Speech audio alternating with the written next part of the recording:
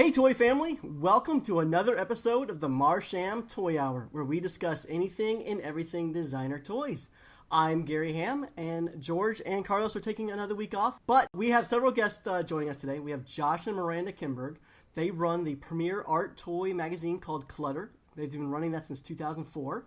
They also own and operate Clutter Art Gallery out of Beacon, New York, as well as have produced toys with many popular artists. In 2011, they started the Designer Toy Awards, and just this year, they are getting into the convention business with their partner, Left Field Media. And from Left Field Media, we have Peter Tatara joining. So let's welcome Josh and Miranda and Peter Tatara. Welcome. Woo! Hello. Hi. I got through that intro. Amazing. Good job. All day wrong. All day wrong. All day day wrong. wrong. Woo! Well, what people don't know is Josh and Miranda and Peter started out on the Super Suck Hour, but they found their way to the Marsham Toy Hour. So thanks for joining me this late on a New York evening. For some reason tonight, we just had a lot to say about the Suck Lord before you started recording. And nobody will ever know what it is. Morgan, call me. Let's talk about some 5 points in the Designer Toy Awards. It's coming up actually this weekend. This weekend marks the induction of 5 Points Festival in New York. And 5 Points Festival has been self-described as being the antidote for the average convention. Can you tell us more about how your partnering came about and just more about the convention itself? Oh, you want the real story? Give us whatever story you want us to believe. What sounds best to you? The genesis of us wanting to do a clutter convention kind of is rooted in the Designer Toy Awards, and it's something that Miranda and I had talked about for a while. Mm-hmm. And we didn't know anything about Left Field Media. We crossed paths a little bit, but we didn't really understand what you guys were. And I think Peter knows the story. And then we were at another East Coast based comic book convention, and one of Peter's associates came up to the Clutter booth and started talking to us. And I had already had, I think, about half a bottle of wine at that point. And it was already 1 o'clock on a Saturday afternoon. So I was just wasted already. I was totally obliterated. And he was saying, that there was some interest in doing something on the East Coast, and we were just like, I just went off on a crazy rant about, we would love to do something like that in a completely drunken, obsessive, I was like a bunny boiler for we have to do this Fatal Attraction, and he was like, sounds great, guys, and ran away because we were so intense. And usually if I'm chewing someone's ear off like that and being insane, Miranda's like, you're an asshole, shut up. But she was drunk too and backed me up and was like, yeah, and grabbed the guy by the neck. So had him in the headlock. You're like, we're gonna do a fucking toy thing together, or you're dead. And that was kind of how it all started.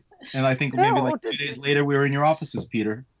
Yeah. To be clear, the dude who was there talking to you, he was probably super drunk as well. So got along famously from the get-go. I would say, from the very beginning of our organization's meeting, it's been pretty kindred. We've always just seen eye to eye. No, I think it's cool. Our background. You don't have to say that if you don't really feel that way, Peter. You don't have to. No, I do, dude. I do. It's 11 p.m. at night. I'm only gonna give you the unvarnished weird ass truth now. No, totally. So what? No, tea shot out my nose when you said that. Ooh, what type of tea? What type of tea is this? English breakfast. So you drink beer in the morning and then tea at night. Is that how it works? Yes. You got it backwards. That's how you keep it real, guys. Yeah. Rock and roll. That is the designer toy lifestyle right there. So tell us what makes 5 Points more than the antidote to the average con. Tell us all what is involved, because a lot of our listeners probably are just now learning about 5 Points. So tell them what it is. Sell them. So I guess looking at this, there is a comic convention. There's a pop culture show at this point, really every weekend in some city across the U.S. For the most part, they all look a lot similar. There's the traditional model now is a very big media-focused celebrity autographing show. And that's not to say that's a terrible model. I mean, there are a lot of people who love that. Left field, we do a show in DC called AwesomeCon. That's very celebrity-focused. You know, we're bringing out David Tennant from Doctor Who. I'm going to scream like a little girl when I see him. Can you give us an example of that now? Oh, dear God. You have to do your best David Tennant impression, Gary, to get that out of him. So the first time I actually, the little derail here is, so the first time I ever saw David Tennant was at San Diego Comic-Con about 10 years ago. He was having brunch in the hotel restaurant. I walked into that restaurant and was seated at a table like 3 over from him, and I was a fucking wreck. Texting and tweeting everyone I know, or I can't keep my shit together because the doctor was over there, and they're like, "Well, you should say hello." I'm like, "No," because I had no composure. So I was just this weirdo, just staring at him eating breakfast. I can't wait to welcome him to the show now. Yeah, I hate that. What do you hate? I hate Doctor Who. He's not a Doctor Who fan. He's not British Oh, enough. fuck yet. you. All right, I this show's happening. 5 Points is canceled, everybody. It's over. We just broke up on the air. So this is it. This is the ending. So pretty much almost every Comic-Con now follows that model. It's celebrity guests. It's a big media show, and like that's a lot of people love that. But there's also a lot of people that feel left out. There's a whole world outside of that that's really a path not taken. And you look at our conversations with Clutter, like everything we do with Left Field, like we don't do a lot of traditional Comic-Cons. It's what's something new, what's something different, what's something weird, what's something that people haven't done before. And what became 5 Points was really, if we could reboot a Comic-Con, if we could erase what's predicted, what people understand, and just start from scratch, what would just a really cool, awesome event look like and feel like? And the seed of this from the beginning was creating a community based around art and the artist. And everything that is part of the 5 Points Festival pulls from that. The 2 big pillars are the designer toy world and the comic art world. As whether it's something built from vinyl or resin, or it's printed on a page, there's so much artistry that goes into that. And really building a show that's a platform to celebrate, to advocate, and really expand the love of all this. So it's not a show where you've got designer toys in the corner, you've got artists, pushed off to the side. They're in the center ring. This is what it's all about. And it's just giving them a space where they can call home and their fans can call home too. And I feel too, there's such adjacency as well between people that are into comic art and people that are into designer toys that we're going to expand a little bit. That there are going to be people coming there because they want to meet the artists, who work on comics. They're going to discover new toy artists that they've never seen before and fall in love, and vice versa. So it's really just exposing and expanding that audience. Part of our mission as Clutter has always been to expand the collector base and to try and find new avenues for collectors and for artists to get together and meet each other. And I think that, cons in particular are very important to that, because if they're too small that it's only toys, we're always just going to be selling to each other. And we need to expand outside of that. So, when we created this, we were thinking of other adjacent things that cross over, that people like, that people can all get together and celebrate as one.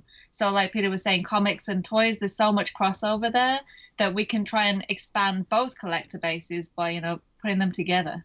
Okay. And then almost in a selfish way, we sat down and said, well, what would we want at a festival or a convention that we were going to? And, we're such good friends with so many people in the designer toy world, and Peter's such good friends with so many people in the comic artist world. What would we want to go to if we were all going to spend a couple of days together? It was like, well, we want to go somewhere that's comfortable, that's awesome, that's easy, and there's got to be great beer and great food, because I don't want to go to another convention where standing around and I can't just get a drink and an $8 hot dog. Yeah. And I don't want to pay $15 for chicken fingers and French fries, and just be gross. So it was like, we really sat down and said, what would we want? And that's what we put together. Right, and what would make a good experience for the fans and for the vendors? Treating everybody like human beings and not just cattle. Yeah, that's great. And most conventions, so this is not held in a convention center, because most convention centers would not allow any, food coming in. So is this an outdoor event? How is it that you're having food vendors? It's out and indoor, so it's being held at Pier 36, which is also known as Basketball City. It's on the east side of Manhattan. It's about a mile above the South Street Seaport, and it's kind of an unconventional space. It's pretty rad. I fell in love with it the first time we went because it's just a big, white, gorgeous space. I think the interior is 100,000 square feet, and then there's a 25,000 square foot courtyard outside. So we're able to, I don't know what the exact count is at this point on how many exhibitors we have, but it's quite a few. And then the outside space is beautiful, and that's where we're going to have our gourmet food trucks and our beer garden, sponsored by Lagunitas. Yeah, there you go. Get your sponsors in for sure. Why did you choose to go in Manhattan versus, say, something like Brooklyn? Like, when I think of artists and artist base and stuff like that, I sort of think that most of them are probably coming over the bridge to Manhattan. We really feel like Manhattan's the new Brooklyn. So this was a long debate, actually. Before we announced 5 points, there was a very long period where it was us really talking through spiritually what is this show, both from what are the pillars that go into this show, as well as what are we even naming this thing. There were some terrible names we threw out. Give me an example. Oh, we'll go deep into that. We'll go deep. Okay. The names? Yeah. Oh, we had some horrible things. Oh, Apex. Apex? Oh, my God. I loved Apex Apex. I loved Tech. Apex too, Apex Peter. Tech. Me and you, we were on the same page. Not anything wrong with people who got their HVAC degrees from Apex Tech. Yeah. I gotta say, guys, I think that 5 Points is a fantastic name. I think 5 Points Fest is easy to say, and it's fun to say. I can tell you how we came up with the name. Tell me. The real name is called, because I was thinking to myself, what is the coolest music festival out there? And it's Coachella. What the hell is Coachella? A very long music festival.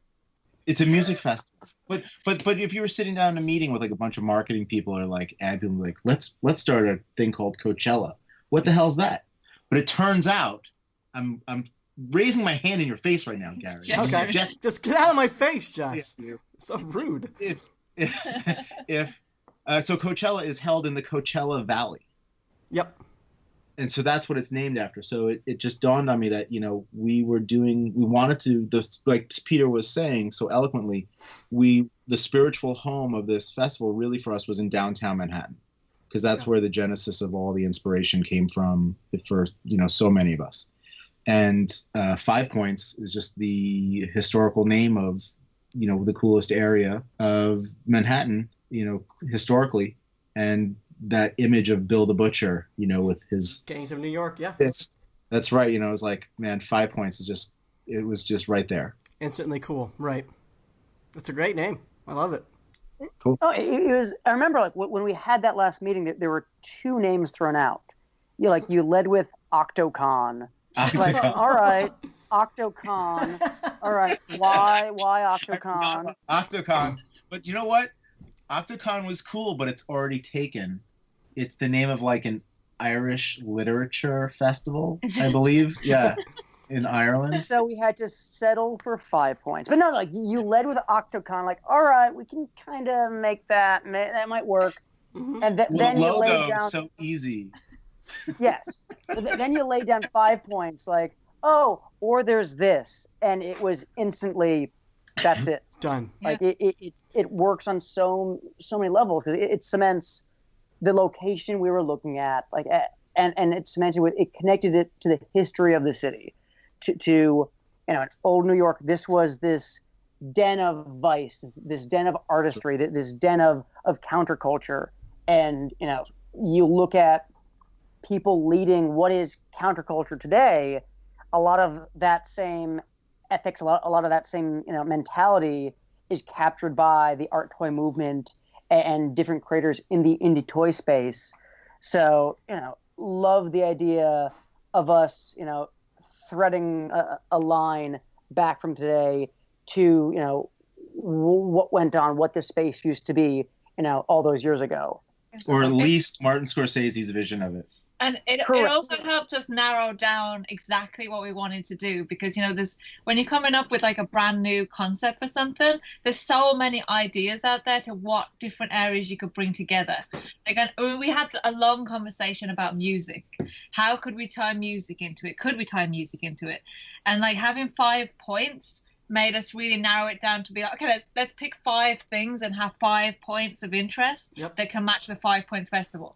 So that we could like really hone in on it and get rid of the like. But in the end, we could really only deal with 4. We could only deal with 4. Why? Well, the 5th point is just kind of like New York. Yeah, but that's a big part of it. Yes. So, yeah. Josh and Peter, you both need to develop an accent, because I want to hang up on you two and just talk to Miranda. The other thing that I really want to say about 5 points is that, you know, New York City is such a it's the biggest city in the U.S. It's the most incredible cultural space, and so many toy designers and creators and comic book artists don't feel like they really have a home to be together in the city. And really, it's where the Western vinyl erupted. Like Kid Robot were here, like Lev, Toy Tokyo, everybody was Wasn't here. It San Francisco? No. No? It was New York. It was New York. Okay. Kid Robot's store was in San Francisco, like that. and you can argue that like they started in San Francisco with Jim and all that. I think it was New York. You think it was New York? I think New York had such a big influence over it. Or like Toy Fair back in the day, that's where everybody got together and everybody like created the next year and celebrated, and like everybody came to New York. So whether it started here or didn't start here, or whatever your take is on it, it was really important aspect of driving the industry forward. No, absolutely. And we want to be able to say that there's a place that everyone can call home, and come and hang out and feel like there's a family here, and you know, one time of the year that we all get together. Yeah, and there used to be that, but you know, as fractions happened and things got divided, you know, it less and less became possible for people to come and be together. Right. And we really want to bring, you know, every faction of the designer toy scene together.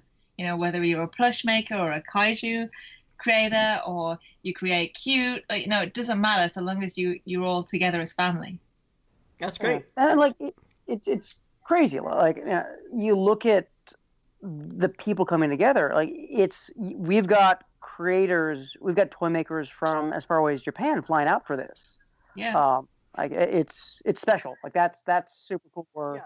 Yeah. How did you guys pull that off for a first year event? Because I mentioned before that I would think that a first year event is mainly locally grown. You're probably just tapping into artists and companies within a 400-mile radius. But you all have a very strong list of exhibitors and guests coming, you know, in a very broad list. So you have companies and artists from all over the country and several international artists. So how did you go about campaigning and marketing to ensure that the first year was going to be as strong and as broad as it could possibly be?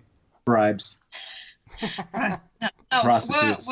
We're super honored to have everybody, you know, show up and want that. It was clearly the demand for an East Coast home. Yeah, because when we put the word out there, everybody was excited. It wasn't like, oh, you know, we'll think about it maybe next year. You know, everyone was like, wow, yes, we've been waiting for this. Now, I heard they were all guaranteed Designer Toy Awards. Is that truth, or is that just a rumor? No truth to that. I'm even joking with you about that. Tying the Designer Toy Awards into it has also been very important to bring everything together in one kind of spiritual home. Yeah. It just makes so much more sense for it all to be together. Yeah. Yeah, no, Instinct Toys coming out. Yeah. Skull Toys coming out. Sun Guts is coming out. 12 Dots coming, Mighty Jacks are coming from Singapore, the guys from the UK are coming, CZ's coming, the Toy Chronicles coming, like, yeah.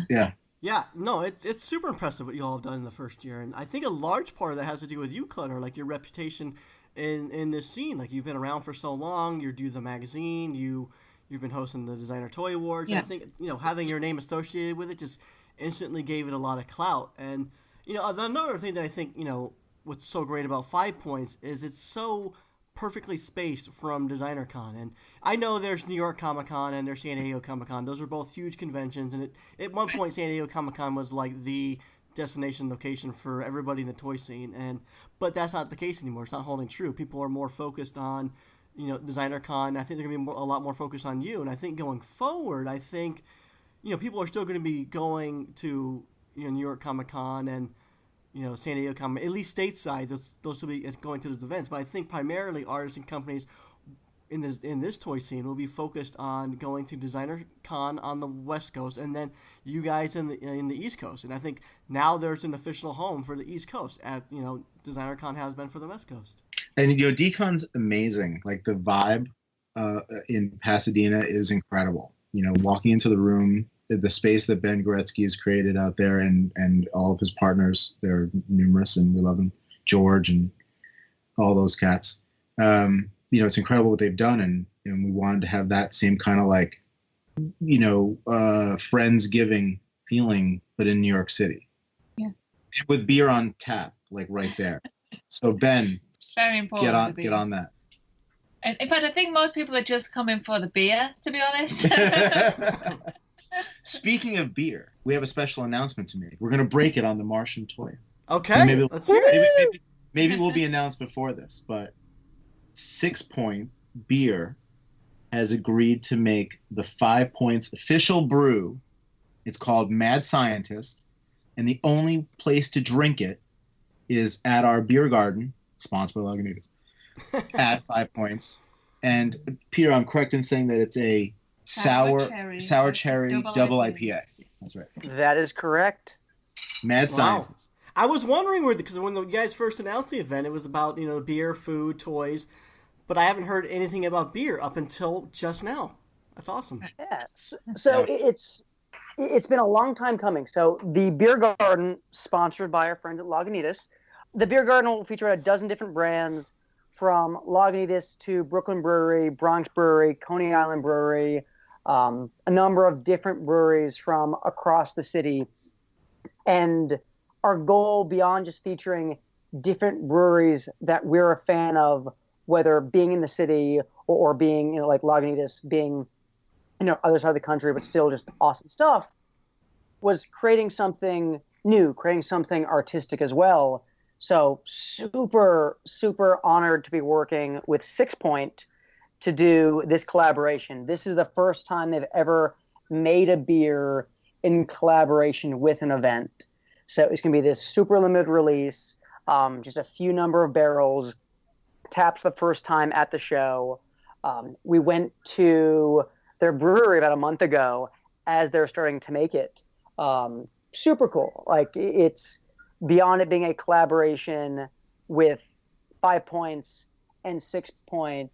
Also, we got Jason Freeney involved. So he helped cultivate what this thing was, what the vision was. They let him drive the forklift a little bit, which was a terrible idea. But like it was this really cool coming together, this blending.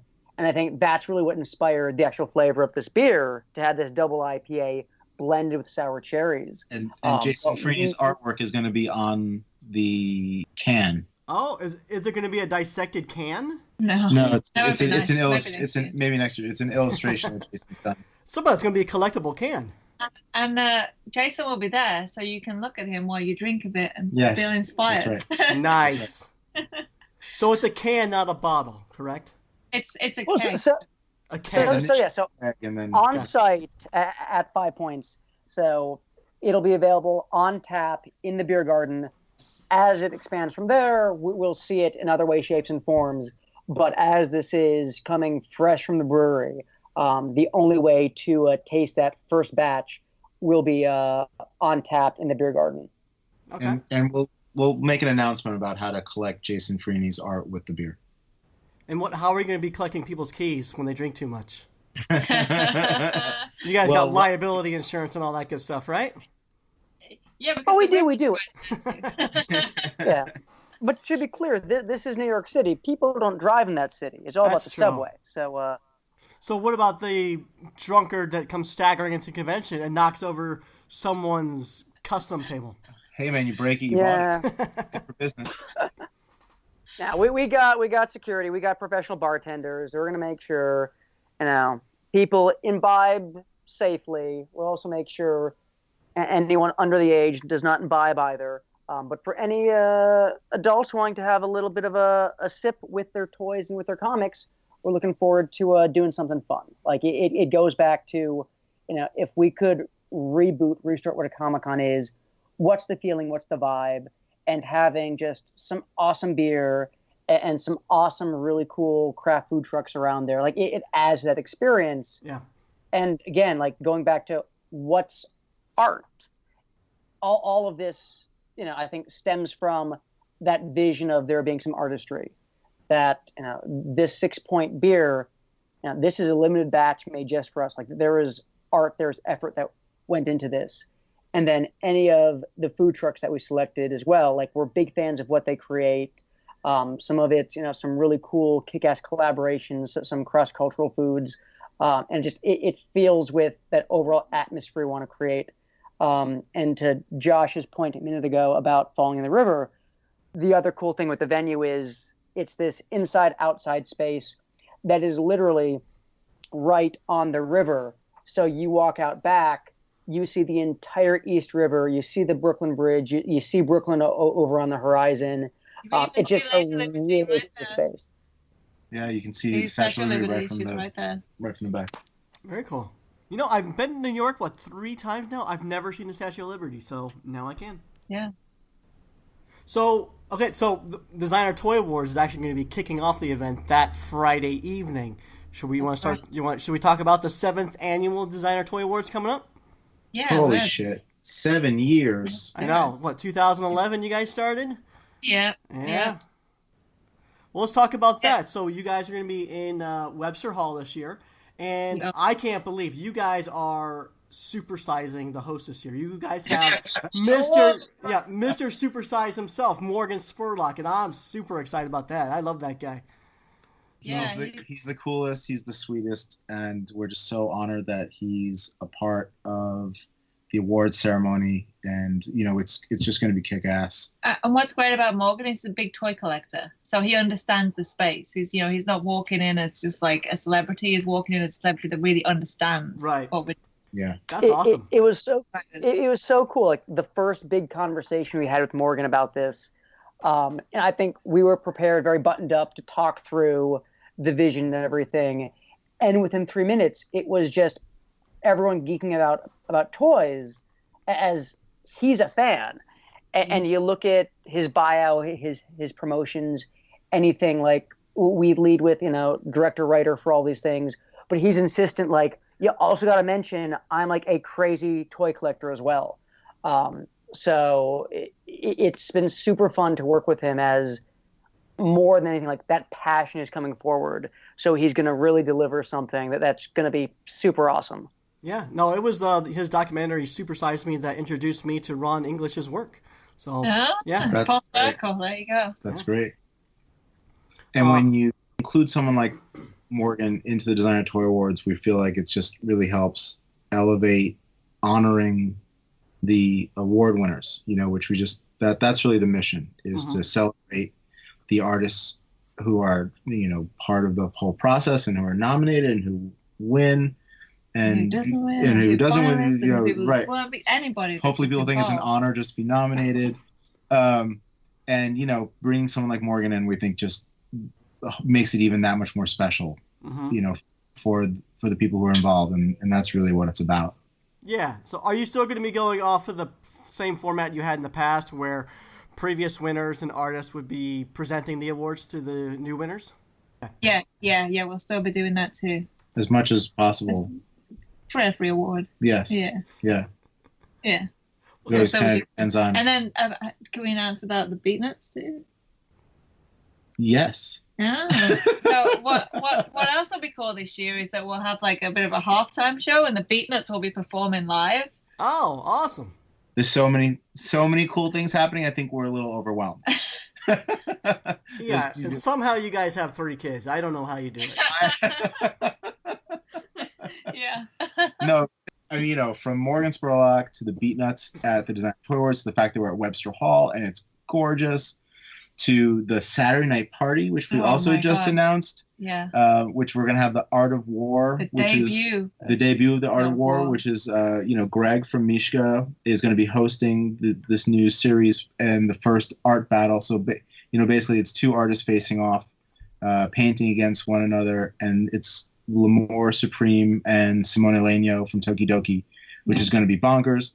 And there's an arcade there where you can win toys. There's going to be bowling alleys. So there's like an actual burlesque cosplay girls. There's special drinks. So in the bowling alley venue that we're at, which is just out of control, it's such a cool space. They have an arcade that actually gives out tickets, like a real arcade. So we're commandeering the booth where you would get your swag prizes and giving away real cool Designer Toy Awards prizes. That's cool. I like that. Not designer toy prizes. Not designer toy. We're not giving away designer. All you have to do is fucking, if you play Super Mario Kart well enough, you can get a Designer Toy Award this year, everybody. That's good, because usually I get something I can go to the dollar store and buy myself, but this time I'll be getting actually something I want. That's pretty cool. That's right. That's right. Yeah. So we're really excited about that. And there's some really cool DJs. Neil Armstrong. Yeah. DJ Neil Armstrong. Wait. The Neil Armstrong? No, he's dead. The second man on the... Okay. No, DJ Neil Armstrong. Okay. And that sounds awesome. So it's going to be 2 nights. Yeah. Man, people are just going to be between the drinking and the partying. What are we going to be like on Sunday? Asleep, yeah. Yeah, literally. Just sleeping at our booze. Yeah. And the mural. Oh, yeah. So shit. There's so many things that are happening at 5 Points and around 5 Points. We haven't even talked about, at 5 Points, Lev, Toy Tokyo fame, is bringing his Hall of Fame out of his own personal collection to be displayed. Lev has some of the, most amazing, rarest toys you'll ever see. So the fact that he's bringing them out to 5 Points is going to be fantastic. My Plastic Heart has put together the Yard. They're bringing Kano and Chris RWK and Boundless Brooklyn together. So they're going to have their own, mini little thing. Buana Spoons is having an indoor mini golf. Right? Yeah, he's having a putt-putt. He has 3 booths. Brodar Fest too. Yeah. So there's so many things that are happening at 5 Points, but then around 5 Points. And the Jack Kirby Museum. The Jack Kirby Museum, right? He's having a booth at the festival. Right, and then so outside of the festival, we've teamed up with the Lisa Project to create an awesome mural with Kano. So we're doing a 4-story mural painted by Kano, sponsored by Lagunitas. Wow. Courtesy of the Lisa Project. Yeah. He'll be busy for the weekend then. That's right. Oh, yeah. That's right. It will already be up by the time 5 Points starts. Oh, okay. So it's happening, in the week building up to 5 Points. Great. Which means that's happening next week. Okay. This week, when this releases. It's happening. Oh, right. It's happening right now. Live on tape. Man, a lot of stuff coming out for this event. And this crazy artist made this amazing dunny for us that we're dropping as well. I'm not sure who that is, but his name rhymes with spam. Bam! Schlam. Bam! Bam! Gary Ham. Dude, you've got all kinds of stuff. Let's talk about Gary Ham. You have all kinds of stuff happening. Yeah, no, I've been revving up for this as well. Yeah. Yes, You're working with Rutherford? No, but can we just say thank you so much, Gary? You designed such a beautiful dunny for us. We've got nothing but great feedback about how amazing the design is. We absolutely love it. It's beautiful. Thanks. No, that's great to hear. And thank you very much to you guys for inviting me and to do it and for giving me my first dunny. Yeah, it's awesome. So thanks to Kid Robot. Thank you, Gary. Yes. It's going to be super limited. You can only get the gold version if you buy the VIP weekend pass for the festival, which also gets you into the Designer Toy Awards and gets you into the Saturday night party. Oh shit. So it's kind of a no-brainer if you want to come to the festival to get a VIP ticket. For less cosplay girls. Yeah. So explain what all do you get with the 5 points VIP pass? So you get to come in an hour early before everybody else. So think about that if you're a kaiju fan. Mm-hmm. Awesome. You get the yellow and gold Gary Hamduni, Awesome. the Soul Collector. You get entry to the Designer Toy Awards, which you can't buy. You have to be either a VIP ticket holder or a member of the professional outfit. You get entry to the Saturday night party, and you also get a VIP swag bag. Sweet. And did I hear there's like a special entrance into the convention center for VIP holders? Is that still going on? Yes. Cool. Now, what if I'm working Saturday and Sunday? I can't go to the convention, but I want to go to the DTAs. Is there a separate way for someone to get into it? No, the DTAs this year is closed only to professionals, VIPs, and VIP ticket holders. Okay. But you can come to the Saturday night after party. You have to pay at the door, but you can come in. Is it cheaper if you buy it online before going to the party? Yes, it is. Yes, it is. I think is it $20 online, and is that right? Peter, do you know exactly the number? If you want to go to the after party, it is $20 online or $30 at the door. So I would buy your ticket online. I would too. Yeah, and how about how's the after party? How's it work with once you get into the Saturday night after party? Does that cover you playing video games all night and bowling, or is that an extra fee once you get into the party? I think you have to pay for your own video games. Okay. And you have to pay to bowl. Okay. Do I have to pay for the burlesque cosplayers? No. Nice. Okay. And you don't have to pay to watch the Beatnuts or watch DJ Neil Armstrong. Or to watch The Art of War. Or to watch The Art of War, exactly. Starring Lamore Supreme and Simone Lynn. So since you guys are promoting some stuff, I'm going to promote some stuff on the Marsham Toy Hour, and we have some great sponsors that we would love for you to check out. So if you are an artist or a photographer and you've ever wanted to have your artwork or photography printed on beautiful sustainable wood, then printsonwood.com is who you should be checking out. Head on over to their website. They do amazing work. They've worked with a large variety of artists already, helping them print their limited edition fine art prints on wood, and they can do the same for you. And then for all your designer toy needs, we got 3dretro.com, who also has a beautiful brick and mortar location out there in Burbank adjacent California. And we got StrangeCatToys.com, who if you use the promo code Marsham at checkout, you'll receive 10% off your order. Alright, so just bear with me for another minute or two as I do some shameless promotion for 5 points as well. So Ryan Rutherford and I will be sharing a booth together there, booth 131, and as mentioned before in a previous episode, we collaborated together on a figure called Logan the Tree Stump Kid, and Ryan will actually be rotocasting this figure from our booth. So if you've never seen the process of rotocasting, you're welcome to stop by and check it out. If you are interested in purchasing Logan, we will have 3 colorways available. There's going to be the unpainted white version for $30, and this will be the colorway that will be made available to anyone not attending the event. Also, we'll have 2 other colorways, a blue and an orange. Those will be $35 at our 5 points booth. All of these colorways are unpainted, but I will be on hand if you want me to hand doodle on it or something. And in addition to Logan, I'll also be bringing an exclusive 5 points pennant with me. I think there's going to be 36 of those. I think it's a really cool pennant. Also, the long-awaited Fatty Whooper Looper, sculpted and designed by Chris Reiniak. So this is the one that I've mentioned on the show a few times now that's kind of been stuck in the pipeline in Japan for the past several years. Well, I'm excited to say it's finally going to happen, and the first colorway is going to debut at 5 Points Fest. And there's actually going to be, and the OG Whooper Looper is going to be making a comeback as well, and it's going to be the same colorway as the Fatty Whooper Looper, so they make a great matching set. And additional Whooper Looper items will have Whooper Looper pillows made with love by the amazing Lana Crooks. And I also worked with the Art Pin Collection to release 2 colorways of a Whooper Looper enamel pin. So I'll have one colorway at our booth, and the other colorway will be available at the Art Pin Collection booth.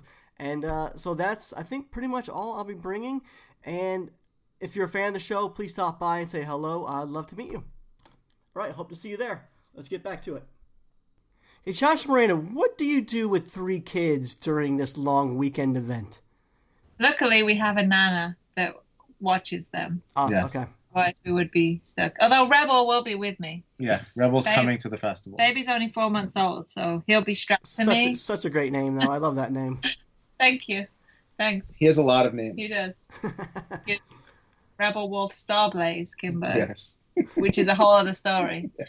But I don't want to get away without talking about Artist Alley and our special guest that Midtown are bringing. So I don't know, Peter, if you want to talk about, all of the amazing comic guests we're bringing in for Artist Alley. Totally, yeah. I think I'd love to speak a bit about the comic guests, and I think as well, love for you to talk through some of the amazing different toy creators and brands also coming to the show. But sticking on that comic side, we're bringing together over 150 different comic creators, from writers to artists, that are spanning the worlds from more indie alt comics through to some of the titans at Marvel and DC. But it's names like Amy Reeder and Brandon Montclair, who work on Rocket Girl and Moon Girl and Devil Dinosaur. People like Brian Lee O'Malley, the creator of Scott Pilgrim and Snot Girl, along with Leslie Hung, who is his collaborator on Snot Girl. It's Mags Versaggio, who's best known for Kim and Kim, which is just, dynamite. Sean Gordon Murphy, who does Tokyo Ghost and Punk Rock Jesus. Mike Henderson from Nailbiter. Christopher Hastings from Gwenpool. Jamal Eigel from Molly Danger. So an awesome, really diverse list. And some of the biggest names, it is Dan Slott. It is Greg Capullo, Scott Snyder, Nick Spencer. But 5 of the biggest names, they're appearing only at the Midtown Comics booth. Midtown Comics is the largest comic store in the entire U.S., a major sponsor, a major supporter of 5 Points. They believe very, very strongly in building a community focused around comic creators, comic readers in New York. And they'll be doing awesome signings with these creators who very rarely are out doing free signings at different shows. And you can get tickets to their signings for free at 5 Points. They're being given away every day starting at 11:15 at the Midtown Comics ticket table. Likewise, Clutter has a booth, and Clutter is doing some really cool signings with various different awesome creators. I even think a Mr. Gary Ham might be at their booth. And a Mr. Lamb. It's going to be the Ham Lamb signing. Ham and Lamb, dude. Yeah. That's the next podcast. Yeah, I think this show has ran its course. It's time to start something new. The Ham and Lammer. I like that. But so it's 150 awesome creators, from people working at Image and Black Mask through to Marvel and DC and everything in between. Most of them appearing both days at the show. Full list is on 5pointsfest.com. We've got the entire Artist Alley roster up there right now, entire exhibitor list as well. And I think, Josh, Miranda, if you want to talk a bit more on that toy name, some of the creators, some of the exclusives, some of the awesome things and the awesome people you're only going to see there. Totally. I just want to say a big thank you to Midtown too. They've been really great to work with. They've been so supportive, and they've definitely brought a huge lineup of comic artists. So we're really excited to be working with them, and so happy for the creators that they've brought with them. From the toy side, so I want to say that it's impossible for us to tell you all the exclusives that are dropping at 5 Points. There's so many, and if you're on social media, if you're on Instagram or Facebook, you'll have seen things that are happening all around us. So we're even having trouble to keep on top of it. And if you want to really know, go and search out the hashtags for 5 Points Fest and 5 Points Festival. It will bring up most of them. And also 5 Points Reveal. Oh, that's a new one. Hashtag. Whoa, okay. Yeah. But we have some really great special guests. We have, you, Gary, you're going to be there signing with Mr. Jeff Lamb, who's also going to be one of our special guests. He did the poster art for us, which is amazing, and we love it. And if you have a VIP ticket, you get a laminate with that artwork on it. So that's the other special thing that you get. We have Amanda Louise Spade and Chris Riniak are there sharing a booth. They're going to be, fantastic to see. James Groman's coming in. We have Hug G and Jason Freeney with Mighty Jacks. Kano's coming. We have Jim McKenzie, who's dropping a brand new figure with Toy Cube. Ron English, propaganda booth. He's going to be at the show. Simone from Tokidoki will be doing a sign at our booth. That's right. Tara McPherson will be there. Tim Clark will be there with his Boglins. John Rampage. Mutant Vinyl Hardcore. Goomon Black Drove. What's up? This is getting dangerous now. You're getting far enough in the list. If you forget someone's gonna get hurt. Oh yeah, enough. We go through the whole list. Oh my god, we'll be. Did we say Sun Guts is coming? Sun Guts is coming. Comet Debris is coming. Gokudo. Yes. 1,000 Toys. 1,000 Toys is coming. Oh my goodness, I kind of like want to just visualize the map in my mind of all the different people. Right, but let's not get into like naming everyone that's on the list too. So I would just say if you're going and you're interested in finding out who's going to be exhibiting, head on over to 5pointsfest.com. You can click on the link, see the entire list of exhibitors. Everyone's going to be in Artist Alley, all their special guests, and as well as if you want to plan out what booths you want to hit first. There's a map and everything there too. Yeah. Not forgetting people like Kid Robot, Super 7. Lulu Bell, of course. Yeah, we have to try and get Scarecrow Oven. Yep. Outer Spacemen is dropping new figures. Nug Life, what's up? Toy Cube. Everybody, 12 dot. Oh my goodness! Expanded Universe is coming. Mishka will be there. Yesterday's will be there. It's like. It might be safer to say who's not going to be there. Tenacious Toys, Martian Toys. It's ridiculous. Pick. Yeah. No, shit! You want to talk about Pick? So we should talk about that a little bit. So if you're at Peak, right in Grand Central, anytime leading up to 5 Points, stop by as their windows are taken over with this awesome 5 Points display with this really cool, unique 5 Points dunny created just for display, right? 5 Points double cast dunny and the new octo double cast or triple cast octo dunny that we've created, and both will be in the window display at Grand Central.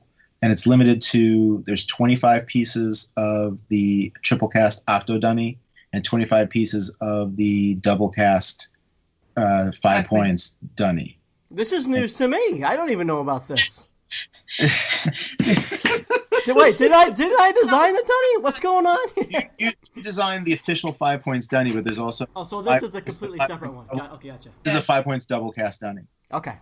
Which basically it's the 5 Points. It's the 5 Points Star logo, solid clear cast resin, 5-inch dunny with a 5 Points logo embedded inside of the head. Oh, that's awesome.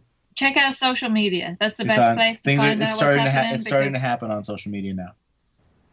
And by the time this goes out, it will already be on social media. Yes, it will already be on social media. And, so this is actually old news. Everyone's heard about this. This is old news.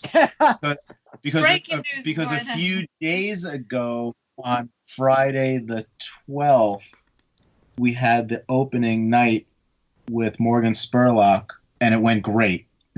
It was fantastic. We were all very sober that entire night. At 6 o'clock on Friday the 12th of May. It was a fantastic opening. Great. You guys are like talking from the future here. Yes. And at the past for the listeners, all at the same time. Go to sleep. It's just one sleep and a wake up away. Oh my. The other cool thing that's happening at 5 Points is that DC Collectibles are dropping their brand new line. They're not dropping it. They're showing prototypes. Premiering. They're premiering prototypes. So DC Comics Collectibles has made a new line of vinyl artist-inspired action figures, I guess. They're very statues, I think. They're statues, right? It's like Batman and a few of their other... Superman. Inspired by artists that they have found through their travels through artist alleys around the world. And so they're premiering the prototypes of their new collectible vinyl series, which are going to be limited run. So we're really honored to have DC Comics at 5 Points as well. Nice. So where do you see 5 Points Fest in like 5 years? What do you guys have in comics in the first event? Do you see it growing to be larger Comic-Con type thing? Or do you see it kind of what it is today where it's more independent artists and garage-based operations and stuff? It's always going to be artist centered. Is how I see it. It's always going to be focused around community building and supporting the artists. If David Tennant wants to come, he has to buy a ticket. No. But I will say that. But that's we chose that name beyond 5 points. Like, it's a festival. Like, we don't want this to be another Comic-Con. This is not being positioned as a Comic-Con. Yeah. And as this show grows, there's certainly the ability for it to expand, but it has to maintain that curated mentality. For example, we're starting this year with a Saturday, Sunday show.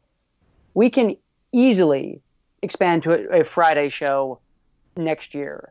And at the same time, with us being in the Lower East Side and Lower Manhattan, there are all these really cool spaces around the venue as well. So, we talked about music. Music didn't make sense for us this first year, but there could be a very organic play to do some music next time out. Or there could be a very organic way to do like a complimentary screening series as well. So it's keeping it curated around art, created around things that are passionate. But it's the kind of thing where celebrities, apart from David Tennant, aren't going to really be signing there. So it's keeping that artist and that artistic integrity first and foremost at the show. Yeah. Unless they're related to comics or toys. Like if William Shatner made a designer toy, that would be totally cool. He'd be welcome. Yes, yeah. Absolutely. Now, are there any sort of panels this year, or is that something you foresee going into the future? It's something that we talked about, but yeah, go on, Peter, I think. Yeah, no, that's one of those year two things. Okay. That the goal for us this first year was building that community, building that space where there's this magic when you come together and you meet one of your heroes, you meet someone that you respect, that you admire, and just building that space and that marketplace for it. But as we grow, doing panels, doing roundtables, doing discussions, that's part of the vision for this in year two, in year three. But right now, this is much more about just creating that open space for those magical encounters. When next year we'll build a few stages and get Josh up there talking to Sucklord about, I don't know, something. DMT. Yes. 100%. I would like to do workshops next year too, like panels and workshops, for sure. Yeah. I just, yeah. No, that's great. You only bite off so much in 1 year, Gary. I know. I mean, what you guys have done in 1 year already is impressive. I would vote for music before workshops. Yeah. Well, I think some music, yeah. Like this year, so the entire vibe too. One of the cool things. So we've got a playlist curated by Frequency and Fat Buddha with some awesome music both days of the show. But next year, it's amplifying that with live DJs, with some live music as well. So like that's totally, as long as it fits within the vision of the show, can't wait to expand the musical component as well. Now, you might not know this, but myself and Marsham's Carlos East, we do a pretty rad rendition of Mommy Finger, Daddy Finger. We could put on a little performance for you next year. If we're gonna buy microphones just for that purpose. Holy shit! It would be a pay-per-view event. It's talk about selling VIP tickets would just sell out instantly for sure. That's awesome. What's I the one with the sugar? You have to be very careful with music, not to split the audience. I've always had a debate about poster artists and people that buy poster art around music. Are they buying the poster art because they like the artist that created the poster, or are they buying it because they like the band, or is it a mixture? Yep. So you always have to be careful when you add music into the mix, so you don't split the audience to be people that are there to buy, collectible art and comics and to talk to those creators, and people that are just there to listen to music. Like, you have to try and find a way to balance the two if you're going to add a musical element. So that's what we struggled with this year, which is why we didn't add it. Okay. Yeah, especially for during the day. Yeah. But I could easily see a concert happening around the festival in the evening. Sure, yeah. You don't want to go all out first year. You guys have already exceeded expectations, and now the potential for adding workshops and music and all that stuff going forward, it just only elevates it. So, great job. Yeah, we've got a list of part 2, part 3 things. Like one of the other pieces with us right in the water. It's there's an actual docking port for boats right there. We have someday there will be a party boat. Oh, I think that's totally doable. Like that's and announcing the party boat. There's going to be a party boat this year.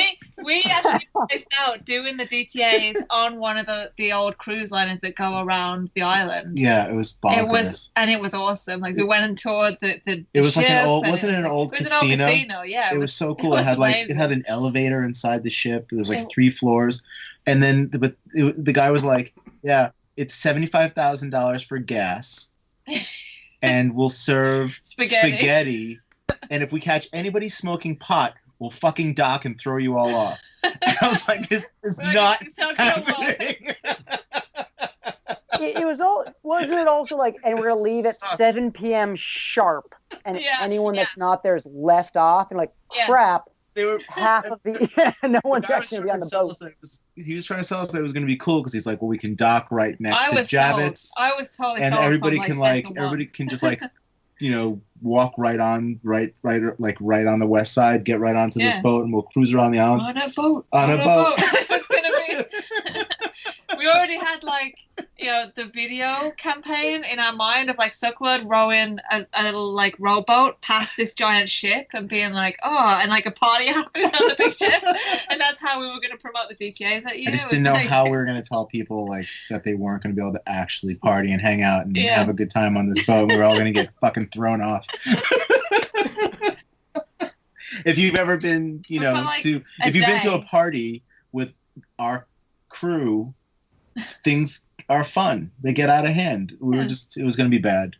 I think the guy was like an ex-cop. He was trying to rent us the boat, right? For 24 hours, it was the best idea we'd ever had. Yeah. Anyway.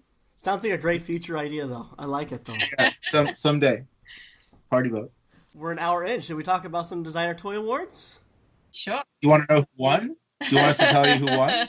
No, let's save that for the weekend. I don't.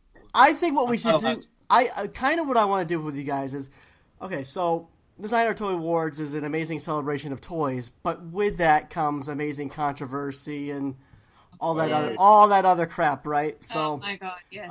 Haters gonna hate. So no, I would like to, for you guys to kind of talk about some of the negativity that you go through, the speculation and the conspiracy theories. But I think before we get to that, why don't you tell us why you came up with doing the Designer Toy Awards, how it was conceived, and all that good stuff. Oh. Self-loathing. Well, we wanted to create a space for people to get together and celebrate each other. And winner or loser, it didn't matter. It's just a place for people to say, hey, we just had a great year. We created all this amazing art, and we want to try and elevate it and, get publicity for people that wouldn't necessarily be seen or heard. So it was to give a voice to the community. It was really a selfless. And we felt like we had a unique opportunity to do it. We had the idea. And we had the platform to make it happen. Yep. So we felt like once we thought of it, we were compelled and obsessed very quickly. It went from being a good idea to something that we. Well, it's something that we had thought about at Clutter a long time ago. Actually, the germ of the idea happened in Pete Fowler's studio. We were doing an interview with Pete and Rob Manley, his business partner, and they were like, why aren't there any awards? And we started to talk about it, and that's where the germ of the idea came from. So it had kind of been kicking around for a long time. Yeah. We didn't really think about the controversy around it when we started it. I don't think you go into something thinking about how people are going to hate on something. You go into it thinking this is going to be great. We're going to celebrate. Everyone's going to be happy, and some people will get awards. What was really interesting today, Kyle Kirwan and Sarah Booz came by the gallery today, and we were looking through the 2011 DTA wrap-up issue of the magazine, and we were looking at the awards, at the list of awards that we don't give out anymore. Right. And we was like, we were so we went into it really naive the first year with like just good ideas and good intentions. Yeah. And the blowback was instantaneous. Well, there was instant blowback, but there was also instant support. Like that. Think about how many people were there that first year. There were so many people there that first year that winners couldn't get into the venue. Yeah. No, that's true.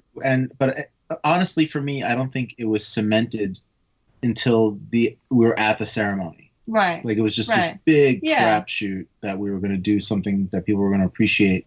That's everything that we do is like. Yeah. Let's see if this works. So can you hit me with what were like? I've never heard some of those year one stories. So like, what were some of those awards that first year that we've changed course on, or like, ooh, maybe that's not not in part of the mature version of the DTAs? I don't think it was about necessarily maturity or not. It was more about areas of the industry that don't exist anymore, or things that really people don't want to put out there in the world. So, for instance, like Best Collector, we had a Best Collector award for Best Collection award for maybe 3 years. Mm-hmm. But it was always the hardest award to get nominees in the first place, because people didn't want to nominate their own collections. And then people didn't want to show their collections, and then winners would get upset that they didn't win, other people won, and why didn't they win? Because their collection was better. And really so what Peter said, like it has been a maturation process, because part of the maturing was that award of best collection really became a popularity contest, and so that's why it died, because we've tried to weed out the popularity from every category except for the 2 fan awards, where we say, okay, just more than 2 fan. How many fan awards do we have again? 6. Yeah, 6. I apologize. It's late. So we've made an area for that, for people to be able to promote and push their work and have fan choice awards. But really, the other ones, the other part of the maturation process has been to get very serious about awarding the materials, and getting away from anything that isn't easily definable. Right. We spent a long time removing ourselves from the process, and everybody still thinks that we pick the winners and give out the awards, which is not true. And anybody that's actually been a part of the process knows what really goes into the process, which is like weeks of hard decision making and labor of panels, of committees discussing all the various finalists and whittling them down to the nomination committees, and then the board who votes. We have a really big board of amazing professionals and artists that vote on the merits of the pieces, and there's always going to be that popularity aspect. There's always going to be a little bias, but the more people that we can have involved in the voting and the committees, that bias gets chipped away until it is really what shines that year. And we're just the stewards of the integrity of the process. Yeah. We don't have voting. So two of the other categories that are gone, that you probably don't even remember. I remember Toy From a Comic is gone. Toy From a Comic became Best License. It became Media Tie-In. Best Media Tie-In, and then Best License. And then Best License, which was a maturation process. Right. And then we also had Most Influential Event. We did, which was just... that's the one award that people ask me every year. Like, can you do an event award? And it's one of the more difficult ones, because unless you attended the event... How do you know if that was most influential over another event, or was a better event over that event? Is San Diego Comic Con the biggest event because it's the biggest Comic Con? So is that the biggest, most influential event? So that's really grey, which is why we don't have Best Kaiju Award either. Like, we can't have anything that is not black and white enough. Materials are black and white, but conceptual art, it when you see it. That's too tricky to define. And kaiju is just too much like pornography. Like, you know it when you see it. So that you can have like the cutest toy award. Right. I think there's some that we're going to add next year. Really? Yeah. Which ones? Best Sculpt. Oh yeah, that came up this year in the nomination. It came up last year too, but really heavily this year, that we felt that there should be a Best Sculpt category. To add more, do you have to kind of get rid of another one, just kind of replace it, or how does that work? We have a strict limit on the number of awards that we give out. No, what are you talking about, Gary? We try not to let it get too out of hand because it could. We had outstanding production too. I still like outstanding production, but it's another one of the. Wasn't there one that Ryan won? That he was like best self-produced. Best self-produced. That's too hard to define. Self-produced, you have to make it with your own hands. Can you have paid for it? Can the factory have made it, but you produce it without a manufacturer? Like that was just. I think Ryan won that award and then gave a shit about it. I won that I won that in 2011, and then I think Ryan won it the next year, and then was that it after that? That was it. That was it. Okay. But both of those are valid, concepts because you both made those toys, but. When does Frank Kozik make his own toys because he designs them and finances them, but does he make them with his own hands? It's just it's just too gray. Right. I mean, what's always interesting every year is all the people that shout and hate and say, I don't like awards, I don't need an award to be appreciated. Number one, miss the point. But number two, those people that actually then win an award, it's funny how their mindset changes on a dime. Right. Like it's just don't be a hater. It's not about putting one person on a pedestal over another. It's just about celebration and promotion and being the wind under everybody's wings. Yeah. So every year, past 7 years, every time DTA comes around, it's like DTA season on whining and complaining and saying that you don't care and I've even heard that artists have emailed you guys saying, hey, if someone nominates me, I don't want to be nominated. That sort of stuff. So if someone is acceptably complaining and saying they don't care about it, they don't want the award and all that sort of stuff. So does the short panel that narrows down the nominees to finalists, does that panelist take that into consideration? Do they kind of exclude them from being included, or is it still just based on the merit of what they created and what they've done? No, we don't. We never talk about, apart from Artist of the Year, which is still based on criteria, we never really discuss the person behind the art. So if somebody emailed us and said, I really don't want to be part of this, we'll of course take them out of any nominations or anything that they may have had a part of, which, in the time we've been doing this, I can count on one hand the amount of people that have asked us to actually take them out of it, even the ones that shout really loudly about it. So yeah, we'll do that, but I also just really feel a lot more confident, and I think in the process, so that when people have strong opinions, they just don't take it to heart as much, and I feel like that's true. we push forward in ways that we know have integrity. Yeah, well, we've listened to feedback over the years. When we started, we let people vote every day, and that really upset. We didn't know that was going to really upset people, but that really did upset people, and we understand why, because that is a popularity contest. That is how many times can you just sit at your computer and vote. So that only happened 1 year, but people still remember that, and people still think that you get to vote as many times as you want. It's that's what I was going to say. How frustrating is it that something that changed 4 years ago is something that's still being complained about today? It's people aren't staying up to what's been changed and whatnot. Right. Because we do listen. When people say this is what is upsetting about it, for me, we'll say, oh, but that's an interesting point. What can we do to change that? What can we do to help the process? Because, we'll take the feedback.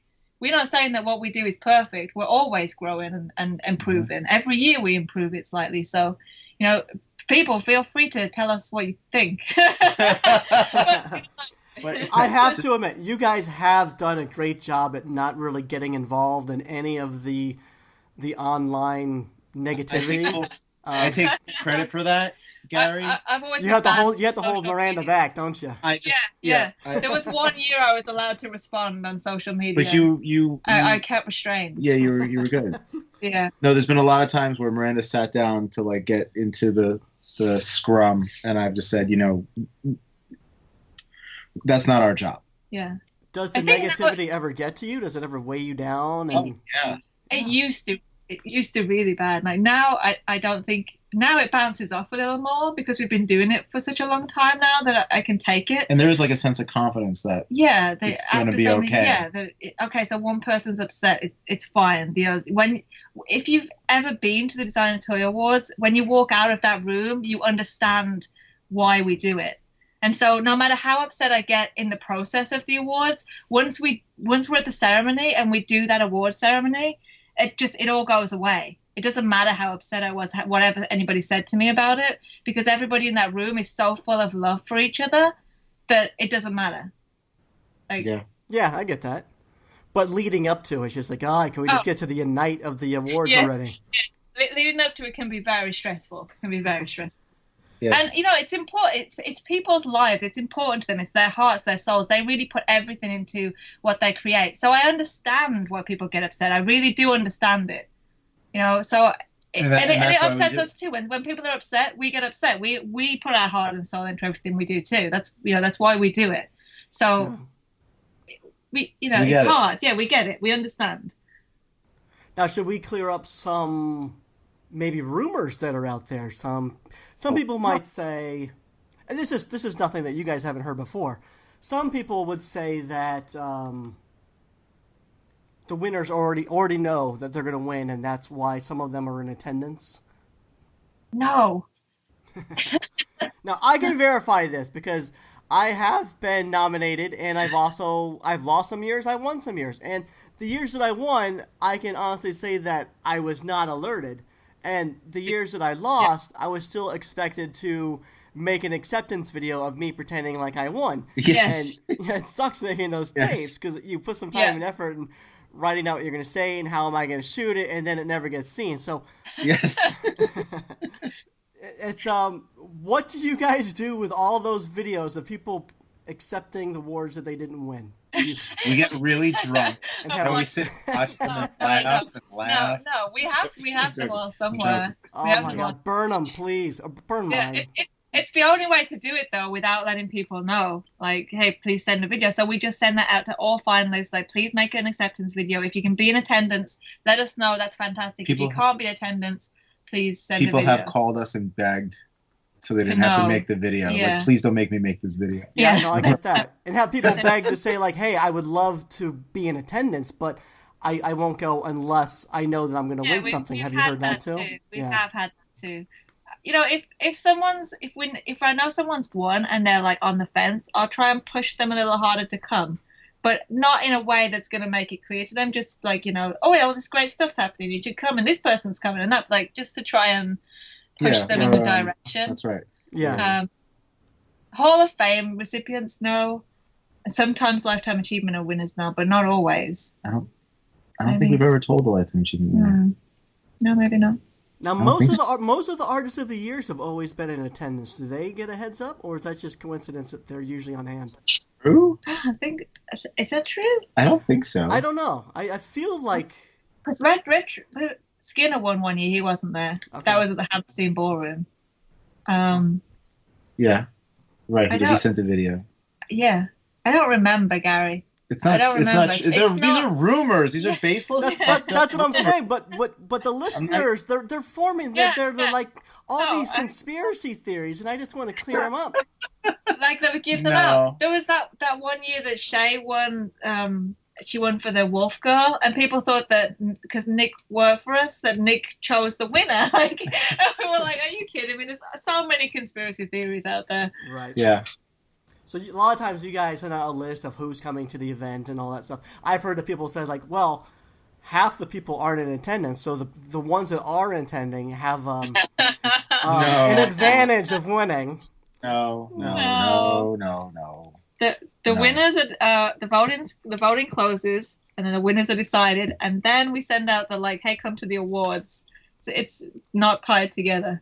Okay. Who does the research? Because the criteria of is a toy or the company, you're basically basing it off of what was released in the past year. Yeah. Who does the research of all those submissions? That's a good question. We do as much as we can, and things fall through the cracks because we are human and we don't have an extensive staff sitting there just researching toys all the time. So we do. And when we run the nomination committees, they really help us to go through the nominees, make sure they're credible, make sure. And, there's real discussions that happen there, like the real merits of whether the toys should be in the category, whether the category is a good category, whether we should add more categories, whether they should be in multiple categories. Like, there's real discussions. It takes real time. And the people that are on those nomination committees, I really have to thank them, because they really put the time and thought and energy into every aspect of it. So they help us with the research, and it's not perfect because there's not like a huge. There's no such thing as perfect. Well, everyone true. does their best. Yeah. And everyone brings their heart and soul to it. So the panel, the panel that votes is about like 130 something deep. Yeah. How large is the smaller panel that chooses from the nominations who makes the final list, the short list of finalists? It's about 15. Okay. Total. Is that the same every year, or does that rotate? It rotates. There's usually a couple that are the same, but it does rotate through people. Okay. Yeah, we try and expand the board, the voting panel. Every year we add more and more people to get that as big as we possibly can, because we feel like the more professionals we have on that panel, the better the voting is. So, but what I would really request is that when the nomination period is open, that people really nominate themselves, their friends, the toys they liked. Fans come and nominate, artists come and nominate, because that's the biggest hurdle for us, is to just get all those toys that have been released, all those artists that have taken part in the last year in there. Because if they're not in there, and they should be, they get upset. And if we miss things, it's easy to miss things. Like, there's so many. So great things happening out there. So please, everybody, take part and just throw your hat in the ring. Just throw it in there. Honest, there's no shame in self nominating. No, and nobody knows that they're anonymous nominations. Nobody knows who put them in there anyway. And I don't see what's wrong with it, because if you do it, you still have to get past a panel to make the finalists. So what's the big deal? I don't know. We used to publish all the nominations, that was difficult too. We had like 3 rounds of voting. Like, we've gone through so many iterations of the process. Yeah, no, it's definitely changed a lot over the year. And you guys have been really accepting, like you said, of critique and suggestions for how to change things going forward. And we just want to make it great. So any suggestions to make it better, we're all ears. Did we put you to sleep, Peter? No. I've been listening, trying to find something creative or clever to say, but coming up fairly empty. Peter came to the awards last year. How was it, Peter? It was amazing. So prior to working with Clutter on 5 Points, I've been a fan, but I've approached this as a fan versus someone on the inside of the industry.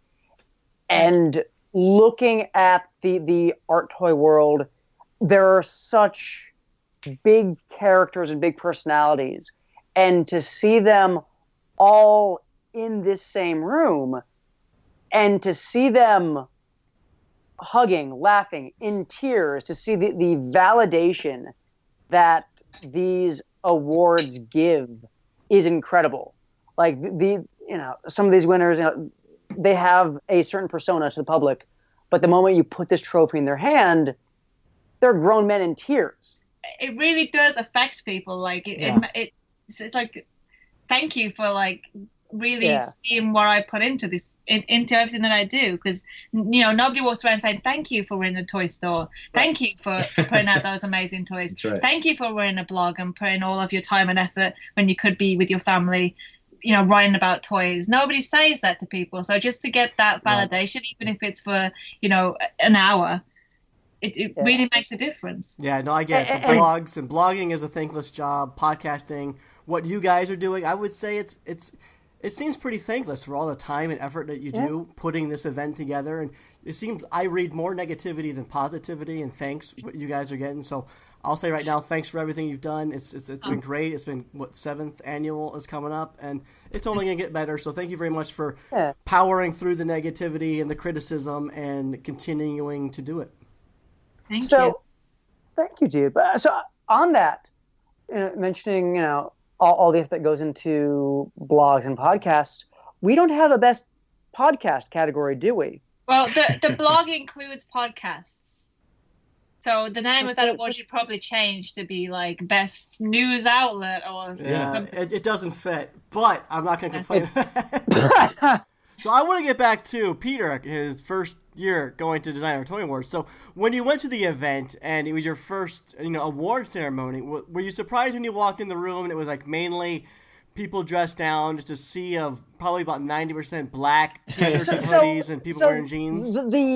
So I wasn't surprised by, the attire. Like, I did not expect this was going to be, a black tie crowd. Can you make it a black tie affair? Josh Miranda told everyone who's working the event to be all classy, which I'm totally going to ignore. When we did it at the Hamstein Ballroom, people did get dressed up. People wore suits. Yeah. Oh, Benny okay. was like super smart, and Steph and Bluebell wore a bought it suit. out. Yeah, and so Don't I normally wear a suit? Yeah, you wore a suit. Yeah. I always wear the same suit. You can't tell me from like the year. I always dress up when I'm not pregnant. Yeah.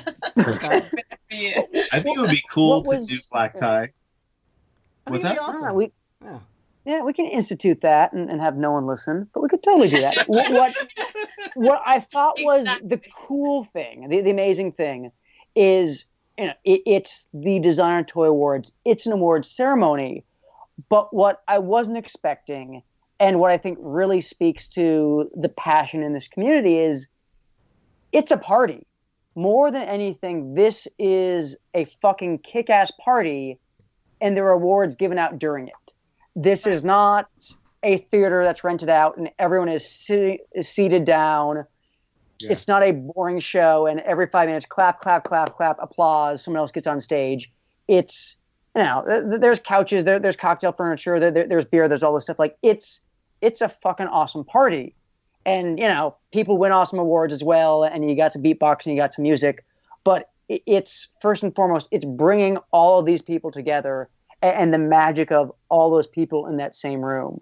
That's the thing I wasn't expecting. That really separates this from really any other award ceremony that I've been to, that this was as much about everyone in the audience as it was the people on that stage. Yeah. No, I totally agree. I mean, when you go to the Designer Toy Awards, it's usually you go to a convention and there's pockets, there's I don't like using the term cliques, but I don't know another phrase. But certain artists like to hang out with who they know, or or some people that are similar with them. And a lot of these groups just don't mingle outside once they leave the convention hall. And the Designer Toy Awards has been the one event every year where I would say majority of people within the designer toy community all show up and mingle and hang out and have a great time together. That's super important to us, to get everybody together and just be one community, because like you say, there are cliques, there are separations, and for us, we just want to get everyone together.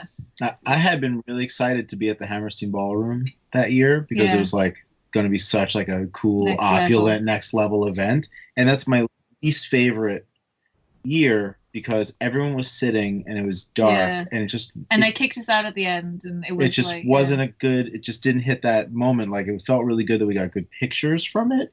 Yeah. But like, not a stellar moment because people couldn't actually hang out. So this year at Webster Hall, what happens when the ceremony's done? Do you still have the hall for a few hours after for people to mingle and hang out? Invited to stay and mingle, and there's a lot of 90s band playing. But we're gonna tell everyone to go home and get some sleep. Big day the next morning. It's 5 points. Yeah. Okay. No, but it is cool what happens like after the design tour was like. Remember there was that dance off one year between like Skinner and Wobots and Hook, and they were all like in a big dance circle. That was crazy. You guys do you film that stuff? What happens at the DTAs? Stays at the DAs. Oh. We usually film it, and we've done like live broadcasts of it a couple of times, but the live broadcasts have always been such a nightmare because the internet craps out and then the feed falls apart and and you're dealing with the tech while you're in the middle of the ceremony. It's and then somebody curses and then people are texting you going like, my mom was watching that. Yeah, we did it on live stream and so clever as presenting I'm thinking it would be a great idea. You know how you go to the movie theater and before the real previews come on, they show commercials and stuff like that. That would be a great time to show those sort of clips, like while people are sitting down, just during the first hour, just something for them to laugh at and reminisce about and all that sort of stuff.